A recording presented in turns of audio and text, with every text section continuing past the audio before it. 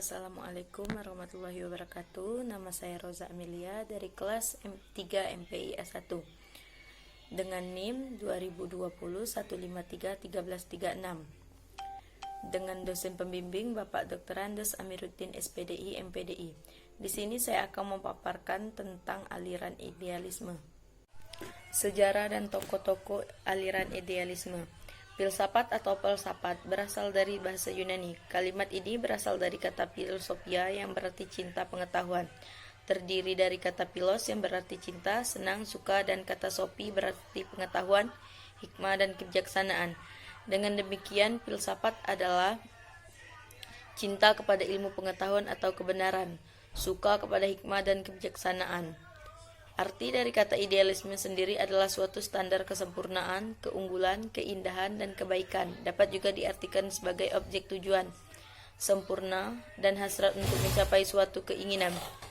Dalam filsafat idealisme, doktrin yang mengajarkan bahwa hakikat dunia fisik hanya biasa dipahami dengan ketergantungan pada jiwa dan spirit. Istilah ini diambil dari kata idea, yang berarti jiwa. Secara mudah, idealisme dapat diartikan sebagai cita-cita yang ingin dicapai oleh seseorang atau sekelompok orang. Tokoh-tokoh idealisme: Plato pada tahun 427 sampai 347 sebelum Masehi. Ia lahir di Athena dengan nama asli Aristokles. Ia belajar filsafat dari Socrates, Pythagoras, Herakleitos, dan Elia. Yang kedua, Fichte pada tahun 1762 sampai 1814. Menurut Fichte, dasar realitas kemauan inilah thing in itself-nya manusia. Penampakan menurut pendapatnya adalah suatu yang ditanam roh absolut sebagai penampakan kemauannya. Yang ketiga, Hegel pada tahun 1770 sampai dengan 1831. Pusat filsafat Hegel ialah konsep geist atau roh spirit, suatu istilah yang diilhami oleh agamanya. Yang keempat, Pascal pada tahun 1623 sampai 1662. Blaise Pascal lahir di Clermont-Ferrand, Prancis, 19 Juni 1623, meninggal di Paris pada tanggal 19 Agustus 1662. Ayahnya bernama Etienne Pascal yang menjabat sebagai kepala pengadilan di Clermont ketika Blaise Pascal lahir. Yang kelima, Immanuel Kant. Immanuel Kant umumnya dianggap sebagai yang terbesar di antara para filsuf modern. Kant hidup di daerah Königsberg, Prusia Timur. Di luar itu, dia memiliki kehidupan akademis yang tidak berlangsung lama. Kedua, yaitu pengertian dan konsep secara umum tentang idealisme. Idealisme adalah sebuah istilah yang digunakan pertama kali dalam dunia filsafat oleh Leibniz pada awal abad ke-18.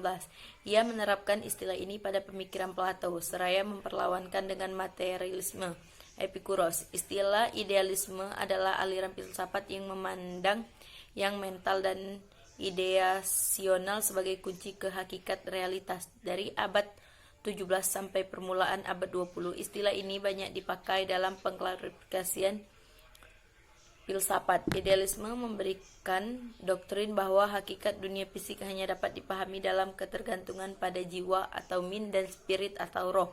Istilah ini diambil dari idea, yaitu sesuatu yang hadir dalam jiwa. Pada filsafat modern, pandangan ini mula-mula kelihatan pada George Berkeley pada tahun 1685 sampai 1753, yang menyatakan bahwa hakikat objek-objek fisik adalah ide-ide. Leibniz menggunakan istilah ini pada permulaan abad ke-18, menamakan pemikiran Plato sebagai lawan materialisme Epikuros. Idealisme memiliki argumen epistemologis sendiri. Oleh karena itu, tokoh-tokoh teisme yang mengajarkan bahwa materi bergantung pada spirit tidak disebut idealis, karena mereka tidak menggunakan argumen epistemologi yang digunakan oleh idealisme. Mereka menggunakan argumen yang mengatakan bahwa objek-objek fisik pada akhirnya adalah ciptaan Tuhan. Argumen orang-orang idealis mengatakan bahwa objek-objek fisik tidak dapat dipahami terlepas dari spirit. 3. Yaitu konsep pendidikan menurut aliran idealisme, baik itu tentang guru, siswa, metode, kurikulum, dan lain-lain. Aliran idealisme terbukti cukup banyak berpengaruh dalam dunia pendidikan. William T. Harris adalah salah satu tokoh aliran pendidikan idealisme yang sangat berpengaruh di Amerika Serikat. Idealisme terpusat tentang keberadaan sekolah. Aliran ini satu-satunya yang melakukan oposisi secara fundamental terhadap naturalisme. Pendidikan harus terus eksis sebagai lembaga kebutuhan spiritual dan tidak sekedar kebutuhan alam semesta. Bagi aliran idealisme, peserta didik merupakan pribadi tersendiri sebagai makhluk spiritual.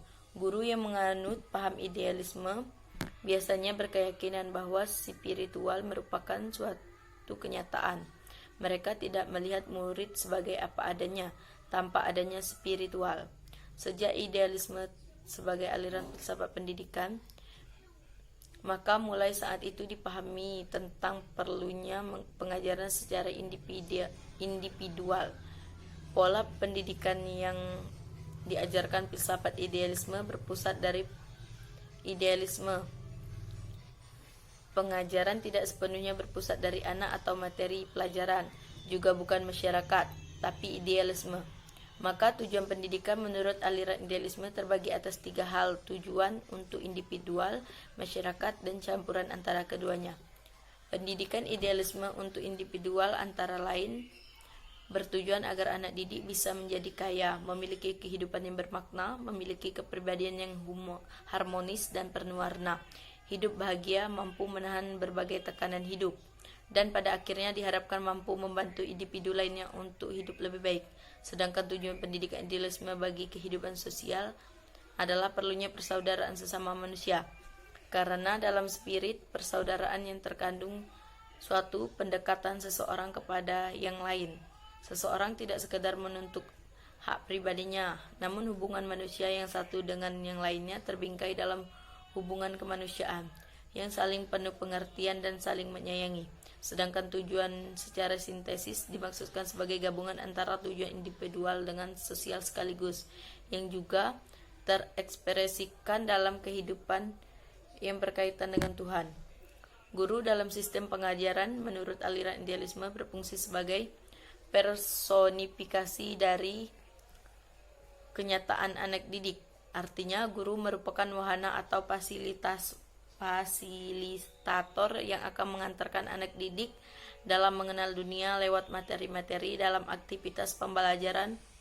Untuk itu, penting bagi guru memahami kondisi peserta didik dari berbagai sudut, baik mental, fisik, tingkat kecerdasan, dan lain sebagainya. Guru harus seorang spesialis dalam suatu ilmu pengetahuan dari siswa. Artinya, seorang guru itu harus mempunyai pengetahuan yang lebih dari mengajar secara baik. Artinya, seorang guru harus mempunyai potensi pedagogik, yaitu kemampuan untuk mengembangkan suatu model pembelajaran baik dari segi materi dan yang lainnya, yang haruslah menjadi pribadi yang baik sehingga disegani oleh murid. Artinya, seorang guru harus mempunyai potensi kepribadian, yaitu karakter dan kewibawaan yang harus berbeda dengan guru yang lain. Guru menjadi teman para muridnya. Artinya, seorang guru harus mempunyai potensi sosial, yaitu kemampuan dalam berinteraksi dengan anak didik. Sedangkan implikasi aliran idealisme dalam pendidikan yaitu bertujuan untuk membentuk karakter, mengembangkan bakat atau kemampuan dasar, serta kebaikan sosial yang memiliki kurikulum pendidikan liberal untuk pengembangan kemampuan dan pendidikan praktis untuk memperoleh pekerjaan. Metode yang diutamakan metode dialektika atau saling mengaitkan ilmu yang satu dengan yang lain. Tetapi metode lain yang efektif adalah dimanfaatkan peserta didik bebas untuk mengembangkan kepribadian, bakat, kemampuan dasarnya. Pendidik bertanggung jawab dalam menciptakan lingkungan pendidikan melalui kerjasama dengan alam. Itulah yang dapat saya sampaikan, kurang dan lebihnya saya mohon maaf. Saya akhiri. Wassalamualaikum warahmatullahi wabarakatuh.